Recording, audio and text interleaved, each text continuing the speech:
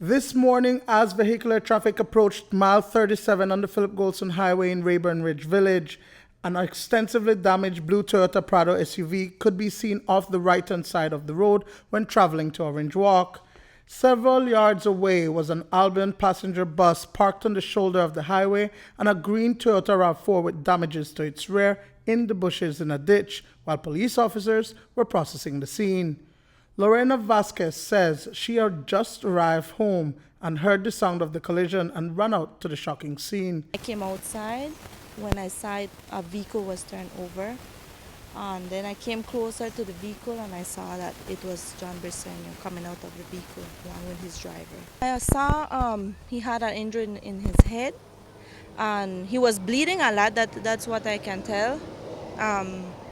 Someone assisted him with some blankets and for him to cover his injury, and then he was taken to Orange Walk. P.U.P party leader John Briceño received an injury to his head and was rushed to the Northern Medical Plaza in Orange Walk town. His driver, Edwin Hill, sustained superficial wounds and complained of chest pains. He too would later be taken for medical treatment.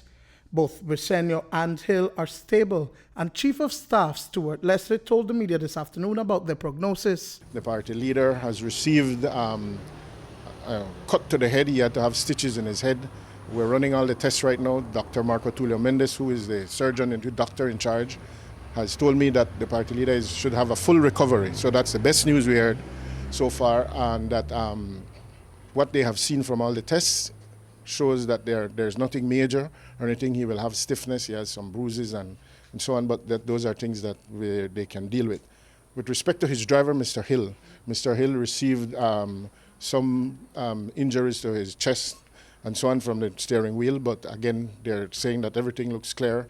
Leslie says that Briceño was on his way to work in Belize City when the accident occurred. This morning, while going to work to Belize City, at about around mile 37, as far as we understand, a bus was overtaking another vehicle and they crossed into the lane where the party leader and his driver were heading towards Belize City. To avoid an accident, the party leader's driver tried to move as far to the edge of the road, and that was where, the loose gravel and so on is skid, and the vehicle flipped several times. But according to the driver of the Toyota RAV4, the Albion bus crashed into the rear of his vehicle. The impact sent him off the highway, and the bus, which was loaded with commuters, came to a stop in the middle of the road, partially impeding oncoming traffic from Orange Walk. Rounding the curve, Hill spotted the obstruction and reportedly took to the shoulder of the road but lost control, and the Toyota Prado flipped several times. Mervyn Armstrong, who was shaken by the incident, gives his account of what transpired. On my way to Orange Walk, and at this junction, a vehicle was in front of me, so I had to stop to avoid colliding into the vehicle, and a bus was coming behind me and the bus hit me and we ended up into the ditch. Then John Briceño was coming same time. So to avoid hitting the bus, John Briceño probably he went over the right angle of the street and they lose control based on the speed they were going, and they flipped several times. Wow. So it's kind of unfortunate.